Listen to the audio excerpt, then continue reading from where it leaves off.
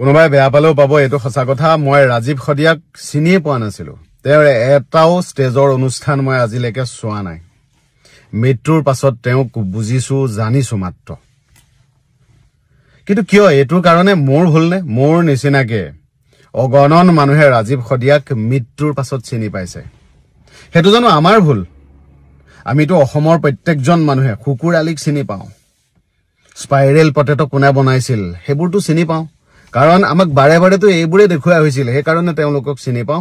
ৰাজীৱ শদিয়াৰ নিচিনা শিল্পীসকলক কোনে দেখুৱাইছিল, কোনে ভাইৰেল কৰাইছিল, বা কোনে তেওঁলোকক ষ্টেজলৈ মাতি নি এটা ভালকৈ ষ্টেজ প্ৰগ্ৰেম দিছিল?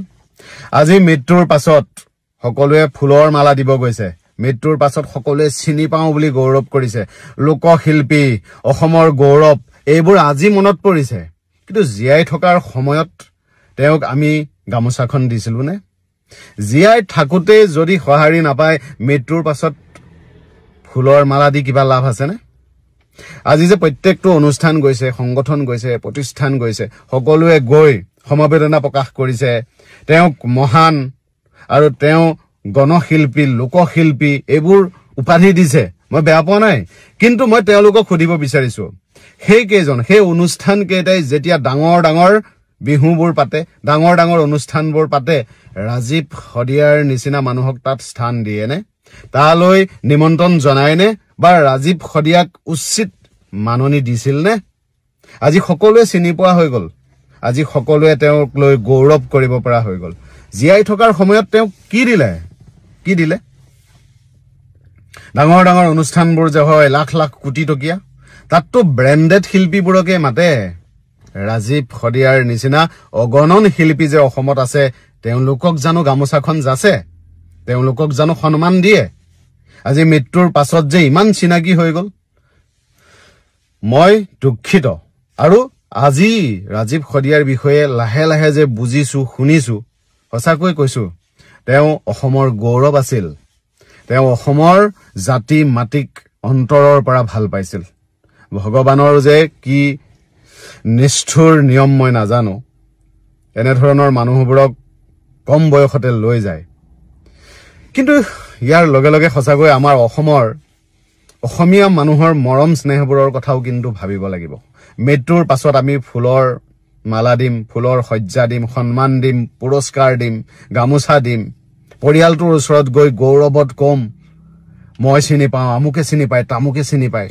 কিন্তু জীয়াই থকাৰ সময়ত তেওঁক সাধাৰণ গামোচাখন নিদিম, এটা অনুষ্ঠানলৈ নামাতিম, তেওঁক ইগনৰ কৰিম। এনেকুৱা ৰাজীৱ শদিয়া অসমৰ বিভিন্ন জেগাত গাঁৱে ভূঞে আছে, তেওঁক কিন্তু কোনেও সন্মান নিদিয়ে।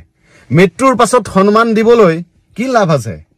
মৃত্যুৰ পাছত ৰাষ্ট্ৰপতি পুৰস্কাৰ দিলেও বাৰু এই মানুহজনে কিবা পাবনে? মৃত্যুৰ পাছত ভাৰত ৰত্ন দিলেও বাৰু কিবা লাভ হবনে? ভূপেন হাজৰিকা ককাৰ দিনতো সেই একেই আছিল। জীয়াই থকাৰ সময়ত কেইজন মানুহনো গৈ তেওঁক মৰম শ্ৰদ্ধা যাচিছিল? মৃত্যুৰ সময়ত কিন্তু অগণন মানুহে গৈ ভিৰ কৰিছিল। ৰাজীৱ শদিয়াকো আমি জানিব লাগিছিল কেতিয়া? জীয়াই থাকোতে। তেওঁৰ গান শুনিব লাগিছিল জীয়াই থাকোতে।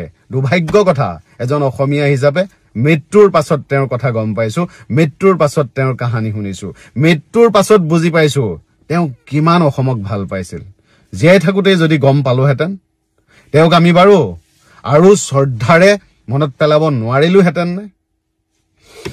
পৰিয়ালটোৰ দুখত দুখী হৈছো। ভগৱানক প্ৰাৰ্থনা জনাইছো পৰিয়ালটোক যাতে ধৈৰ্য ধৰিবলৈ শক্তি দিয়ক। ইয়াৰ লগে লগে প্ৰত্যেকজন অসমীয়া মানুহক কৈছো, মৃত্যুৰ পাছত নালাগে ফুলৰ মালা, নালাগে বেদী, শ্বহীদ বেদী, নালাগে ডাঙৰ ডাঙৰ সোঁৱৰণি, নালাগে। জীয়াই থাকোতে সন্মান দিয়ক, জীয়াই থাকোতে মৰম কৰক, জীয়াই থাকোতে পাৰে যদি অনুষ্ঠানবোৰলৈ মাতক গণশিল্পীসকলক, লোকশিল্পীসকলক।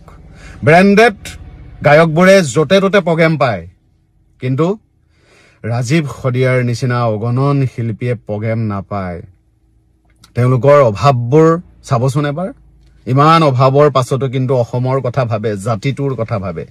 সেইকাৰণে এবাৰৰ পৰা অনুষ্ঠান পাতিলে আপোনাৰ অঞ্চলৰ লোকশিল্পীজনক, আপোনাৰ অঞ্চলৰ এনেদৰে অসমীয়া জাতিৰ কথা ভবা মানুহজনক ষ্টেজলৈ মাতিব, অকণমান জেগা দিব, অকল ব্ৰেণ্ডেড গায়কবোৰৰ বাবে ষ্টেজ নহয়।